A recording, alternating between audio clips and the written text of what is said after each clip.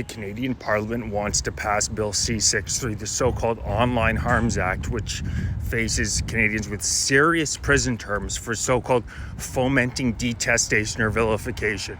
Well, I've been walking around the streets of Ottawa for the past week, and the amount of rallies and streets that I've been shut down with people from loudspeakers screaming so-called Israel, from the river to the sea, Palestine will be free, Intifada in our lifetime. If you are going to expand the definition of what hate speech is to be so vague, these sound like clear incitements to violence to me, as well as the fact that these are masked people who are clearly walking around attempting to intimidate people. It's undeniable. If you've been close to these rallies, these are people walking around fully masked, trying to intimidate you. That's the whole goal.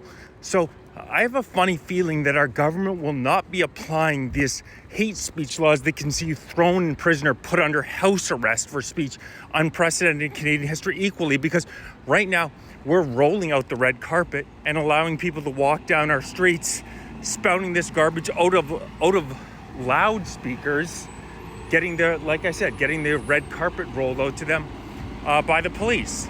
They're allowed to just yell it through a loudspeaker.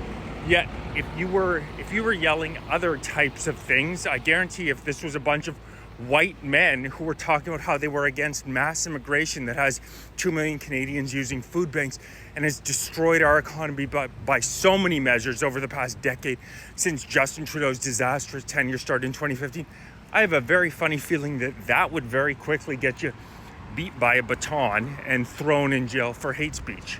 So I'd like a little bit of clarification from our government. If you're going to pass the most repressive speech laws that we've ever seen in this country, what exactly is classified as fomenting detestation and vilification? Because from the river to the sea, Intifada in our lifetime, so-called Israel, signs that say Jews equals Nazis.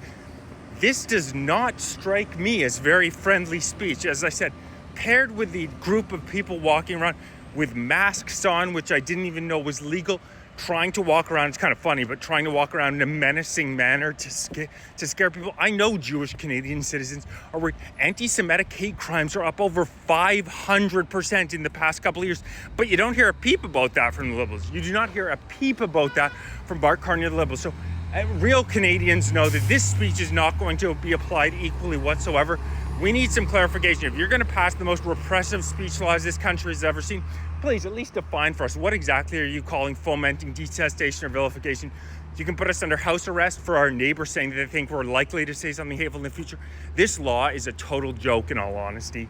But please provide us some clarification. If you're interested in supporting me, click the link in my bio. Check out the store. There's some great stuff there. I'm going to be setting up rallies throughout the country because we need to let this liberal fascist government know that Canadians have had enough of their crap and we're not going to be run over anymore.